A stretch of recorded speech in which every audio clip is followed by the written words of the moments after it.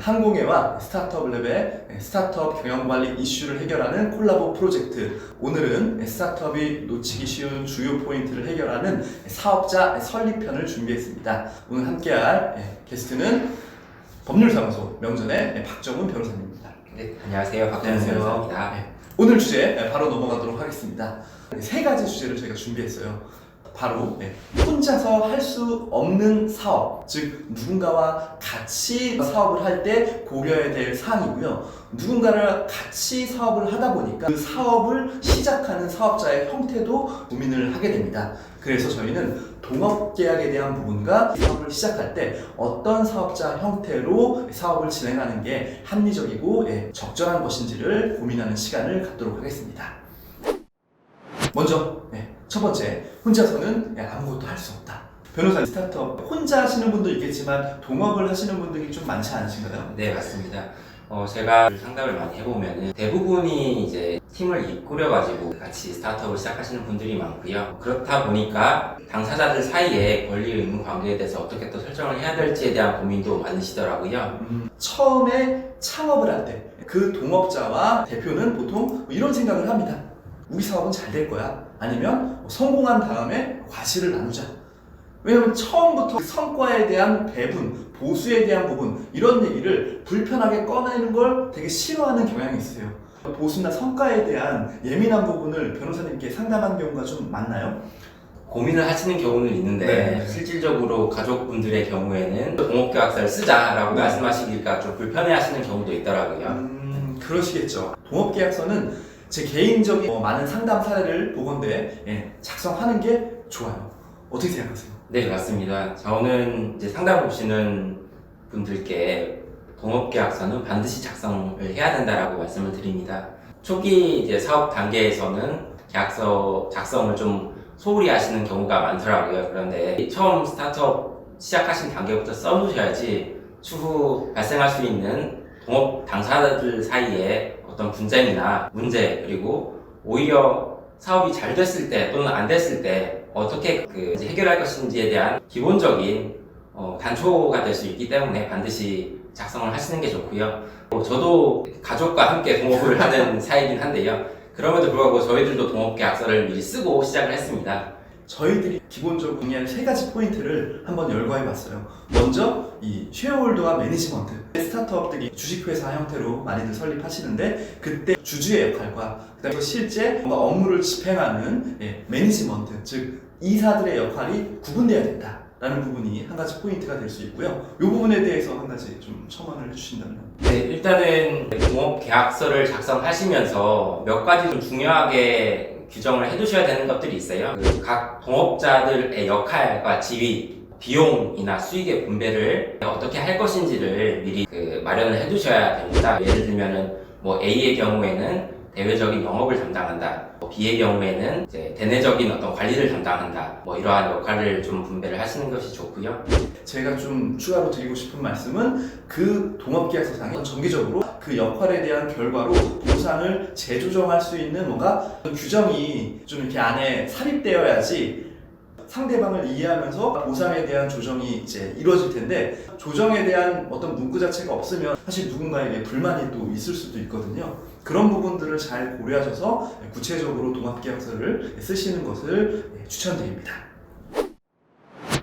그렇게 해서 이제 동업을 하기로 했어요. 동업계약서를 이제 쓴 다음에 사업자를 내야 되는데 사업자를 내는 형태가 크게 보면 개인 사업자와 법인 사업자 두 가지가 있거든요. 그 두 가지에 따른 역할과 법적인 권리 관계가 다를 텐데 좀 설명을 해주십시오. 네, 보시면은 법인 사업자의 경우에는 자본금이 있겠죠. 출자금이 있는데 그 비율대로 출자금을 내고 주주로서의 지위를 가지시게 되고 주주총회에서 임원, 대표이사, 그 다음에 등기이사를 선임을 해서 그 경영진이 사업 사항을 이끌어 나가시겠죠. 임원의 경우에는 얼마의 보수를 이제 받을 것인지를 주주총회에서 결정을 하고요. 정관상의 규정을 마련하셔가지고 추후에 스톡 옵션을 받을 수 있는 권한이나 이제 권리를 좀 설정하실 수 있습니다.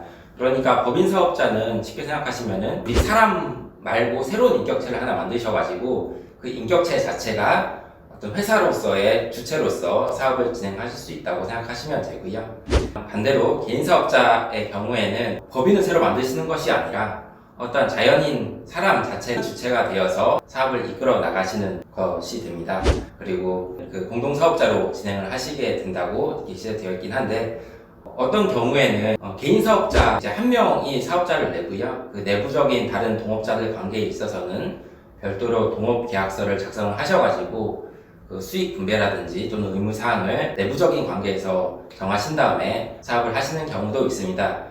그리고 손익 분배 비율을 정하셔가지고 세무서에 해야 된다고 나와 있습니다. 그런데 앞서 말씀드렸다시피 그 내부적인 관계에서 이제 동업 계약서를 통해서 손익 분배 비율을 정하시고 거기에 따른 수익을 분배하시는 경우에는 이제 법적으로는 이제 문제가 없습니다. 그래서 그렇게 진행하시는 경우들이 있고요. 그 다음에 법인 전환 시점을 고려해야 된다라는 이제 기재가 있는데, 추후에 회계사님께서 설명해 주시겠지만 그 개인 사업자에서 법인으로 전환을 하시게 되면서 비용 처리를 잘 하실 수 있는 시점을 고려하셔야 되고, 그리고 중요한 차이점이 법인 사업자의 경우에는 계약의 당사자가 어떤 회사가 되는 것이기 때문에 그 계약상의 책임과 권리가 법인 주식회사에 귀속이 됩니다.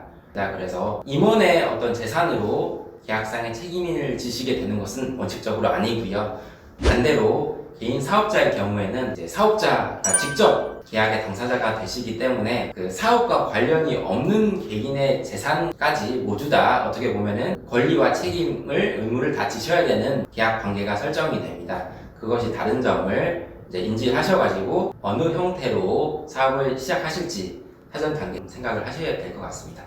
개인 사업자 같은 경우에는 무한 책임이다라고 보면 네, 쉽게 생각하시면 그렇습니다. 공동사업자로 사업자 등록 형태를 추천드린 이유는 실제로 절세 목적에 있어서도 한 명의 어떤 명의로만 개인 사업자가 나오게 된다면 그 사람에게 발생되는 이익에 세금을 부과하게 됩니다. 그러면 세금이 누진세율 구조다 보니까 실제 동업자가 있음에도 불구하고 우선 많은 세금을 납부하고 난 이후에 남은 자금으로 분배를 해야 되는 이제 불편함과 번거로움이 있고요. 또한 실제 어떻게 보면 차명의 이슈가 있는 겁니다. 그 사람의 명의로 수익과 지출을 자기 책임 하에 계산을 하고 신고를 해야 될 부분은 명확히 규정되어 있는데, 변호사님이 말씀해 주신 그 개인 간의 관계에서는 권리적으로 문제가 없지만 세무서와의 관계는 이제 갈등이 발생될 수 있기 때문에 공동사업자로 하고 손익분배 비율을 세무서에 신고하는 게 필요하겠고요.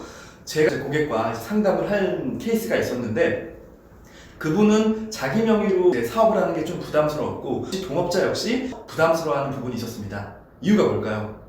다 월급 받는 근로자이기 때문에 자기 과외적인 활동들이 회사에 알려지는 게 싫은 거예요. 자기들 명의로 사업을 하기 어렵기 때문에 실제로 그 동업자 한 분의 누나 명의로 개인 사업자를 하나 낸 겁니다. 그렇게 해서 사업이 잘 됐어요. 이분들이 월급 이외에 각각 한 월 500씩 가져갈 정도로 사업이 좀 잘 된 상황이었는데, 제 고객이 문득 그런 생각이 들었대요. 내가 갑자기 사고라도 당하고 죽으면 이 사업권이 친누나 명의로 되어 있기 때문에 권리 확보를 우리 가족들은 아무것도 못하겠구나, 이런 생각이 들다 보니까 뭔가 형태를 바꿔야겠다라는 인지 때문에 저한테 상담을 요청하셨고, 제가 그때 법인을 이제 추천드렸습니다. 추가로 말씀드리자면 개인 사업자 같은 경우에는 임대차 계약서만 있으면 사업자가 바로 나와요. 관할세무서에 임대차 계약서 들고 가시고 신분증 가져가시면 바로 사업자 등록증을 받아보실 수 있을 정도로 심플한 설립 절차를 갖고 있고요. 반면에 법인 같은 경우에는 법인 설립 등기라는 걸 해야 되는데, 그 설립 등기를 하기 위해서는 주주도 구성하셔야 되고 이사나 감사를 누구로 할 건지, 정관에 어떤 사항들을 넣을 건지, 그런 복잡하고 다양한 문서들을 요구하고 있습니다. 비용 측면에 있어서도 법인 설립 같은 경우에는 등기 수수료를 내고 자본등록세, 면허세, 이러한 이제 각종 세금도 붙기 때문에 상대적으로 시간도 오래 걸리고 이제 비용과 어떤 절차적인 측면이 좀 복잡합니다. 그 다음에 법인 사업자와 이제 개인 사업자의 세무적인 관계에 대한 비교를 말씀드리겠습니다.